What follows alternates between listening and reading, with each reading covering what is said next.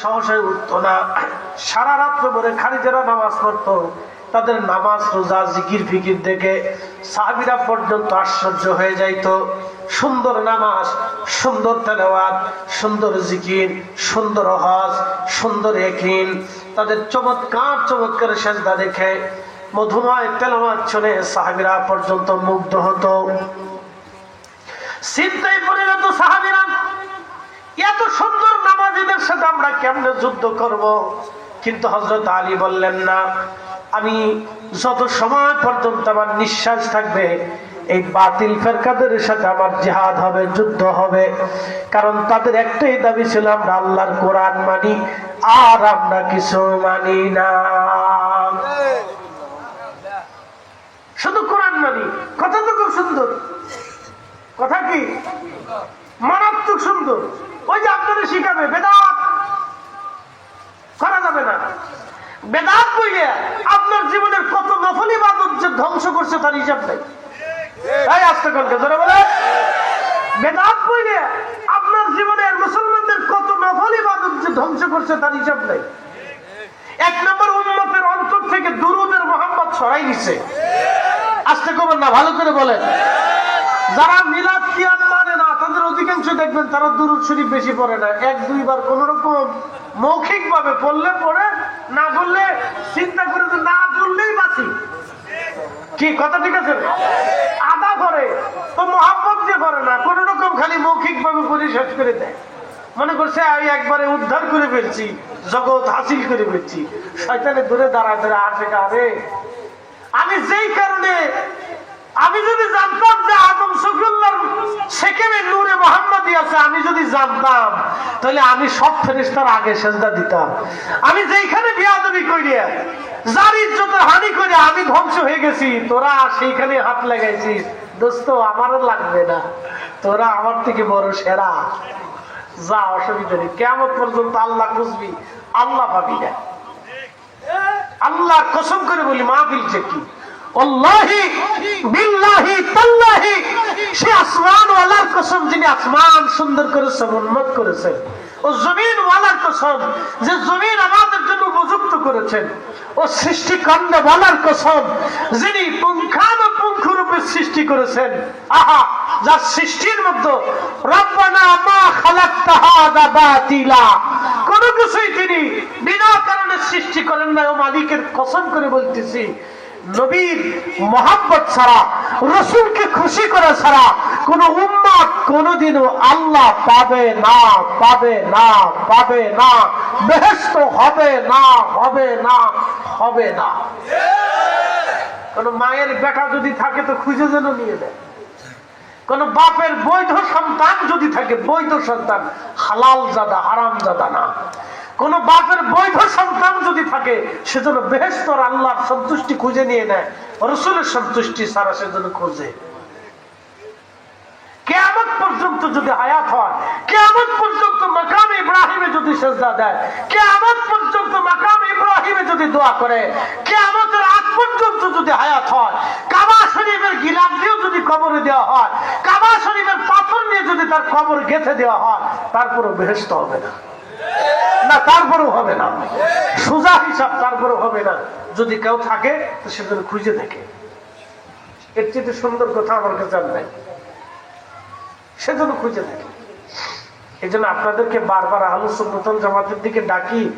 অনেকে মনে করে এরা মনে হয় পীর মুরিদের ব্যবসা করার জন্য ডাকে, ভাবে এরা হুজুরদের কাছে মুরিদ হলে লোক বাড়বে। না, আপনার মুরিদ হওয়ার দরকার নেই। যদি কোনো পীর আপনার পছন্দ না হয় তাহলে রাসূল তো পছন্দ হয়।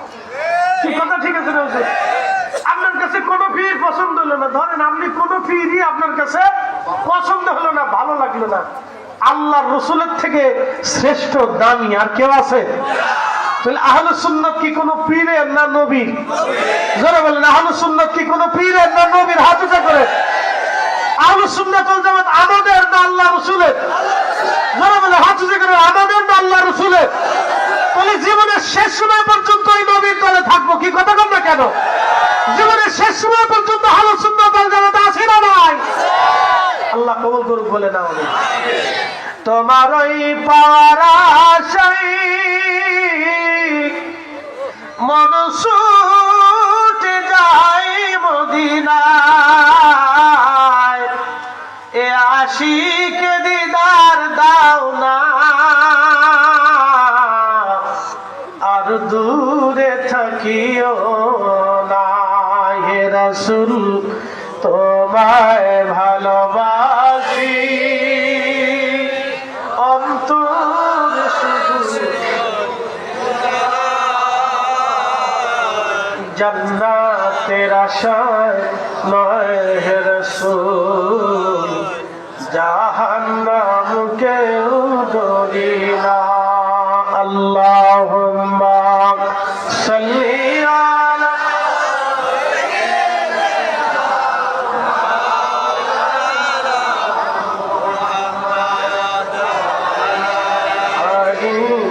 সাইয়্যিদিনা।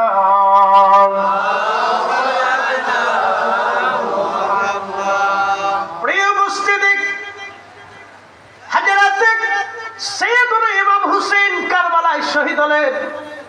হযরত আলী কারমাল খারিজিদের হাতে শহীদ হয়ে গেলেন, কিন্তু কোনোদিনও খারিজিদের সাথে আতাত করেন নাই, কখনো না। একজন খোলাফায়ে রাশিদ, শুধু কি খোলাফায়ে রাশিদ, একটু বুঝে যান, যার রক্ত এবং হযরত ফাতেমা রাদিয়াল্লাহু আনহার রক্ত, দুই রক্তের মিশ্রণে আমার আল্লাহ হযরত হাসান আর হুসাইনকে দুনিয়াতে পাঠালেন। হযরত হাসান আর হুসাইনের রক্তের মাধ্যম দিয়ে দুনিয়াতে আহলে বাইত রাসূলগণ কিয়ামত পর্যন্ত এই বংশধারা টিকে থাকবে। এই বংশধারার মাধ্যমে আল্লাহ পৃথিবীতে কিয়ামতের আগে একটা সন্তান পাঠাবে। নবীজি বললেন তার নাম হবে মুহাম্মদ, বাবার নাম হবে আব্দুল্লাহ। কিন্তু এই সন্তানের পরিচয় হবে ইমাম মাহদী। ইমাম মাহদী আমার উম্মতের, আরে আমার মাহদী আমি যেইভাবে আল্লাহর হুকুমত দুনিয়ার জমিনে প্রতিষ্ঠিত করলাম, আমি যেইভাবে শরীয়ত প্রতিষ্ঠিত করলাম, আমি যেইভাবে খোদার জমিনে কালেমার পতাকা উড্ডীন করলাম, আমি যেইভাবে ইনসাফ কায়েম করলাম, আমার উম্মতেরা কিয়ামতের আগে আমার মাহদী দুনিয়াতে আসবে। পৃথিবীর প্রত্যেকটা ইঞ্চি মাটির ভিতরে আমার মাহদী আল্লাহর দ্বীন এই কালেমা প্রতিষ্ঠিত করবে, আমার সুন্নাহ সে প্রতিষ্ঠিত করবে। পৃথিবীর কোন ইঞ্চি মাটি আমার মাহদী এই কালেমার দ্বীন প্রতিষ্ঠিত করতে সে বাকি রাখবে না। শোনান আমার উম্মতেরা রে, আমার মাহদীর মাধ্যমে পৃথিবীতে দাজ্জাল ধ্বংস হয়ে যাবে। আমার মাহদীর মাধ্যমে দুনিয়াতে কায়েম হবে, মুসলমানদের বিজয় হবে। খুব ভালো করে শুনে যাবেন, হযরত ইমাম মাহদী আসবে হযরত আল্লাহর নবীজির রক্ত মোবারকের মাধ্যমে। হযরত আলী চিরটা জীবন তিনি শাহাদাতের পূর্ব সময়ে তিনি শহীদ হয়ে গেলেন খারিজিদের হাতে। এই খারিজির নাম ছিল আব্দুর রহমান মুলজিম খারিজি, নাম কিন্তু মুসলমান। কপালে তার সেজদার চিহ্ন ছিল, সুন্দর পাগড়ি পরিহিত থাকতো, মুখে লম্বা চওড়া তার দাড়ি ছিল, লম্বা সেজদার লম্বা রুকুতে সে নামাজ পড়তো, তেলাওয়াত অত্যন্ত সুন্দর ছিল আব্দুর রহমান মুলজিম খারিজি। হযরত আলীকে নামাজরত অবস্থায় সে ছুরির আঘাত করলো। ছুরির আঘাত করার পরে 3 দিন পর্যন্ত রক্তক্ষরণ হলো, রক্ত বন্ধ করতে পারে নাই। রক্তক্ষরণের কারণে 3 দিন পরে হযরত আলী কারামাল্লাহ শহীদ হয়ে গেলেন।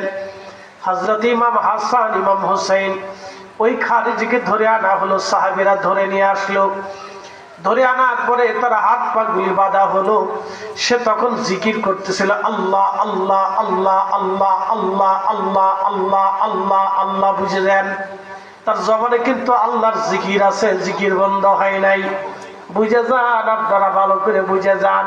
এই জন্য শুধু জিকির দেখলেই প্রকৃত মুসলমান ভাবা যাবে না, আগে দেখতে হবে সে আহলে সুন্নাত ওয়াল জামাতের অনুসারী কিনা। আকাশে উড়ে গেলেও বিশ্বাস করা যাবে না, কারণ জাদুকরও কিন্তু উঠতে পারে। পানিতে ফু দিয়ে ক্যান্সার সারালেও বিশ্বাস করা যাবে না, কারণ যারা তন্ত্র মন্ত্র করে ওরাও কিন্তু ফু দিয়ে ক্যান্সার ছাড়া। হ্যাঁ, নাহলে হিন্দু বেটিরা ওই ল্যাংটার সামনে যে সামনে পড়ে থাকে না। আমি ওই ভারতের প্রধানমন্ত্রী মোদিনে দেখতেছি ওই ল্যাংটার সামনে যে এমনি সামনে পড়ে দিচ্ছে। আমি চিন্তা করলাম, বাপরে বাপ, এত বড় একটা দেশের প্রধানমন্ত্রী পর্যন্ত ল্যাংটার সামনে পড়ে দিচ্ছে। এই জন্য চিন্তা করলাম, এমনি কিন্তু গরুর পেশাব এরা খায় না, কাজের লেগে গরুর পেশাব খায় এরা, বুঝলেন? এত বড় ল্যাংটার সামনে একটা দেশের প্রধানমন্ত্রী সেন্টার মধ্যে করে দিচ্ছে। চিন্তা করেন তো আপনি, এত বড় রাষ্ট্রের একটা প্রধানমন্ত্রী, মগজে কিন্তু গিলু টুলু কম নাই, ভালো গিলুই আছে। তার একটা গিলু আছে যে মুসলমান ভারত থেকে কেমনে ফিটানো যায়, এই গিলুটা তার খুব বেশি। হ্যাঁ, কি কথা কম না, মুসলমান দেশ থেকে কিভাবে বের করা যায়, অত্যাচার করা যায়। ও তার দলের ভিতরে যত লোক আছে, বিজেপি সিজেপি, ভারতের ভিতরে তার মাথার ভিতরে শুধু গিলু এগিয়ে আছে। হ্যাঁ, মুসলিম নিধন কিভাবে করে শোনেন, মুসলিম নিধনের পায় তারা কিভাবে করে, খুব মনোযোগ দেবেন। আমি এদিকে আর লম্বা করব না। আব্দুর রহমান খারিজি তখন জিকির করতেছে আল্লাহ আল্লাহ আল্লাহ আল্লাহ। ইমাম ইবনে কাসির আল বেদায়ের মধ্যে লেখেন, জিকির করতেছে জিকির করতেছে, সাহাবীরা তার গলা চিপ দিয়ে ধরলেন। গলা চিপ দিয়ে ধরার পরে বলতেছিল, তোমরা আমার গলা চিপ দিয়ে কেন ধরলা? বলতেছে, এই জন্য ধরি তোর জিহ্বা আমরা কেটে ফেলবো। তখন আব্দুর রহমান খারিজি বলতেছিল, সাহাবীরা রে, তোরা কি দেখিস না আমি আল্লাহ জিকির করতেছি? সাহাবীদেরকে ধমক দিচ্ছে, তোরা দেখিস না আমি আল্লাহ জিকির করতেছি, তোরা আমার জিহ্ব কাটতে চাস?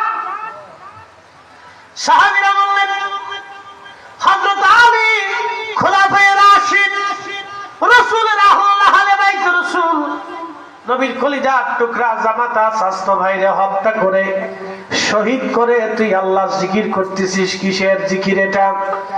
তখন সে জবাব দিল, আমি তো আলীরে মারি নাই, আমি আলী নামক কাফেরকে হত্যা করেছি। কি বুঝলেন আপনারা? যারা সাহাবীদেরকে গালি দেয় ওরাও বেঈমান। এই হাত উঁচু করে বলেন, যারা সাহাবীদেরকে গালি দেয় ওরা কি? জোরে বলেন, ওরা কি? ওরা কি? আর হাত সাহাবী জান্নাতি, সব সাহাবী আল্লাহর জান্নাতি। কথা বলেন ঠিক না বেটে? সাহাবীদের ত্রুটি ধরার যোগ্যতা আমাদের, আমরা এখানে হাত দিতে যাব না। কি কথা কর না কেন? তাদের কোন বিষয়ে আমরা হাত দিতে, তাদের গুণ যা আছে বর্ণনা করব, বাকি কোনো কিছু যদি আমাদের দৃষ্টিগোচর হয় ওখানে আমরা হাত দেব না, কারণ এগুলি আইম্মা ইকরাম। হ্যাঁ, এটা আইম্মা ইকরাম নিরূপণ করে গেছে। তারা আইম্মা ইকরাম তাদের সবকিছু বিচার বিশ্লেষণ করে এক মীমাংসা করে দিয়ে গেছে। নতুন করে আমরা কারো কাছ থেকে আর মীমাংসা নেব না। কি কথা কর না কেন? জোরে বলে নেব নেব, নতুন করে আর কারো মীমাংসা নিতে হবে না। আল্লাহ আমাদেরকে সেই বুঝার তৌফিক দিক, বলেন আমিন। একটু ধরে সে বলেন আল্লাহুম্মা সাল্লি আলা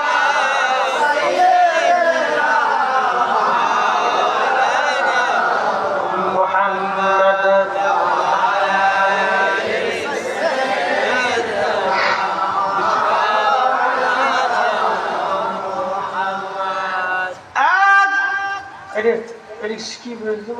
এলাকার নাম রামমোহন না?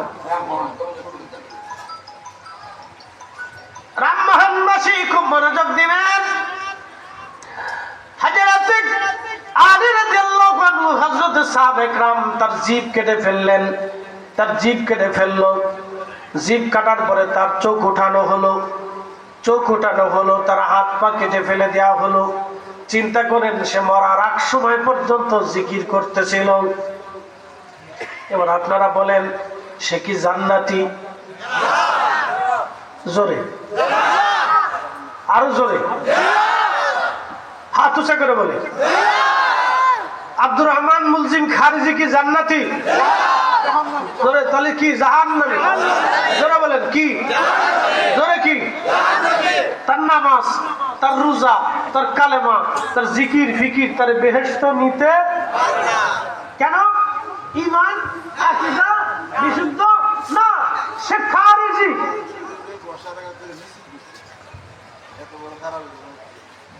চিন্তা করেন তো আপনি,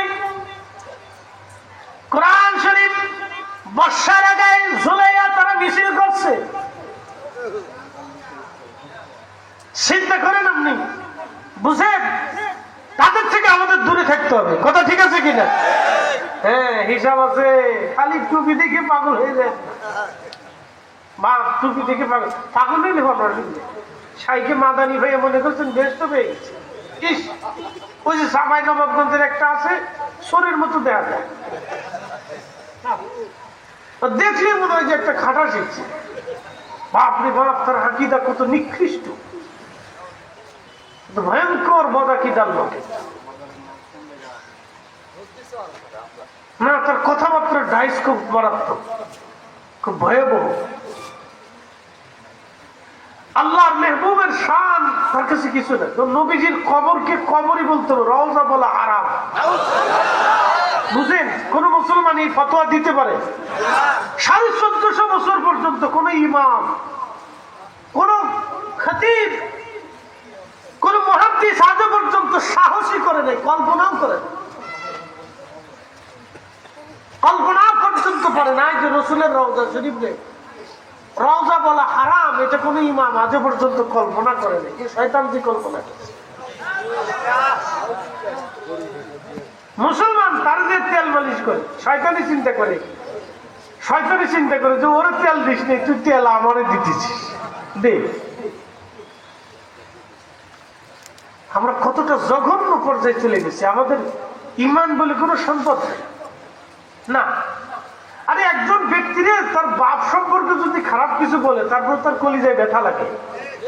কথা ঠিক আছে না ভাই? আপনি যদি আমার মা সম্পর্কে কোনো কটু কথা বলেন, এই বাচ্চারাই যদি বলেন ওর মার সম্পর্কে কথা বলেন, ও কিন্তু কেঁপে যাবে। কথা ঠিক আছে না? ও কিন্তু উস্তাদ চিনবে না, তখন কাউরে চিনবে না, শাসারও চিনবে না। ওর মা সম্পর্কে, ওদের মা সম্পর্কে যদি আপনি একটা ত্রুটি বাক্য, বাজে কথা উচ্চারণ করেন, তাও কিন্তু দেখবেন যে জ্বালালি হয়ে গেছে, রাগান্বিত হয়ে গেছে, আপনাকে মারতে আসতে যাবে, বা আপনার সাথে ঝগড়া বাধাই দিবে, বা কাঁদতে কাঁদতে যে বিচার দিবে। কথা ঠিক আছে না? কারণ কি, ওর অন্তরে মা সম্পর্কে দরদ বেশি। আর আপনি রসুলের উম্মত হলেন, রসুলের সম্মানের চাদরে হাত দেওয়ার পরেও আপনি তার শায়েখ বলে সুমা দিতে পারেন, কিন্তু আমরা হলো সুন্নাতুল জামাত, আমাদের গর্দান কেটে ফেলে দিলে আমরা পারবো না। কথা কথা আপনাকে ইমান বুঝতে হবে, ইমান কি জিনিস বুঝে যান। এই জন্য আহলুস সুন্নাতুল জামাতের বিকল্প কোন রাস্তা। এই জন্য কিয়ামতের ময়দানে এক দলের চেহারা উজ্জ্বল হয়ে থাকবে, আর এক দলের চেহারা থাকবে মলিন হয়ে। আল্লাহ জিজ্ঞেস করবে, তোমাদের চেহারা মলিন কেন? হযরত ইবনে আব্বাস লিখছেন, আহলুল বিদআ ওয়াল গুমরাহ, তারা হচ্ছে বেদাতি দল। ওরা আমরা রেখে বেদাতি।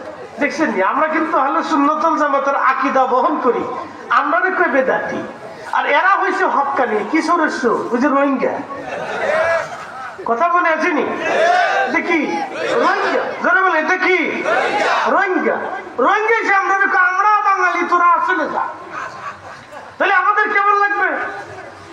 ওই ইসরায়েলের মতো, ইহুদিদের মতো। ইসরায়েল এসে এখন ফিলিস্তিনিদের বাড়ি ঘর উচ্ছেদ করে দেখো, তোরা চলে যায়, এটা আমাদের দেশ। বুঝতে পারছেন? ওরা একসময় ছিল ইউরোপে বিভিন্ন দেশের জাগাবর ছিল, বিভিন্ন জায়গায় ঘুরে ঘুরে থাকতো, মানুষের লাঠি চাবর খাইতো। ফলে ওদেরকে ফিলিস্তিনের জায়গা দেওয়ার পরে এখন ডাকাতি করে এদের বাড়ি ঘর উচ্ছেদ করে দিয়ে 10 লক্ষ ফিলিস্তিনের বাড়ি ঘর চুরি করে নিয়ে গেছে। বুঝতে পারছেন? প্রকাশ্য ডাকাতি, ভূমিদস্যু, মারাত্মক ভূমিদস্যু। তারা শুনে যান, খুব ভালো করে বুঝে যাবে। ছোট ছোট শিশু বাচ্চাদেরকে প্রকাশ্যে হত্যা করতেছে পৃথিবী নিরালা, তো রোহিঙ্গাদের মতো। খুব মনোযোগ দেবেন। আল্লাহ রসুলের সাহাবী আহলুল বিদআ, বেদাতি দল। এখন বেদাতি দল কেমনে হয়? ওরা বলল, আমরা মিলাদ পড়ি সেই জন্য বেদাতি, আমরা মাজার জিয়ারত করি সেই জন্য বেদাতি, আমরা পীরের কাছে মুরিদ হলাম এই জন্য বেদাতি, আমরা মাযহাব মানলাম সেই জন্য বেদাতি, আমরা মানুষ মারা দেওয়ার পরে দোয়া খায়ের করলাম সেই জন্য বেদাতি, আমরা কবরের পাশে দাঁড়ায় হাত তুলে দোয়া করলাম সেই জন্য আমরা বেদাতি, আসলে বেদাতি কি জন্য হয়? বেদাতির মূল সংজ্ঞা হলো আল বেদাতু ফিল ইতিকাদ মা হুদিসা মিম্মা ইউখালিফু কিতাবান আও সুন্নাতান আও আসারান আও আজমান ফাহাদিহি বিদআতুদ দালালা। খুব ভালো করে শুনে যাবেন। হযরত ইমাম নববী, ইমাম আল্লাহী কারী, ইমাম হযরত আসকালানী, ইমাম শাফিঈ বিশ্ববিখ্যাত ইমামরা লিখলেন যেটা কোরআনের বিপরীত, সুন্নতের বিপরীত। ভালো করে শুনে যান। ইজমায়ে উম্মতের বিপরীত, আসারের বিপরীত, যেটা আল্লাহর কোরআন, নবীর সুন্নাত এবং আইম্মায়ে মুজতাহিদিনরা যে সিদ্ধান্ত দিয়েছেন এটার বিপরীত। এটাই হলো বেদাতের দালালা, গুমরাহি, বেদাত। এই বেদাত কেবল হয় আকীদাগত বেদাতি, যেটা আল্লাহর কোরআন বলে নাই, যেটা আল্লাহ রাসূলের সুন্নাত বলে নাই, এর বিপরীত যে কাজ সেই কাজের নাম বেদাত। ভালো করে শুনে যান। যেটা কোরআন এবং সুন্নাহ সমর্থন করে সেটা কোনোদিন বেদাত হতে পারে না, সেটা কোনোদিন বেদাত হতে পারে না। কিন্তু মূলত তারা হলো আকীদাগত বেদাতি, আর আহলে সুন্নাত হলো আকীদাগত অরিজিনাল সুন্নতি মুসলমান। আমরা সুন্নিরা আকীদাগত সুন্নতি মুসলমান, সুন্নি মুসলমান। ভালো করে শুনে যাবেন, ভালো করে শুনে যাবেন। মিলাদ পড়া বেদাত না, দোয়া করা বেদাতি না, কোরআন খতম দেওয়া বেদাতি না, কবর জিয়ারত বেদাতি না। কোরআন খতম সাহাবীদের জমানায় ছিল, কবর জিয়ারত নবীর জমানায় ছিল। আল্লাহর ওলিদের সহবতে যাওয়া এটা খায়রুল কুরুনের ভিতরে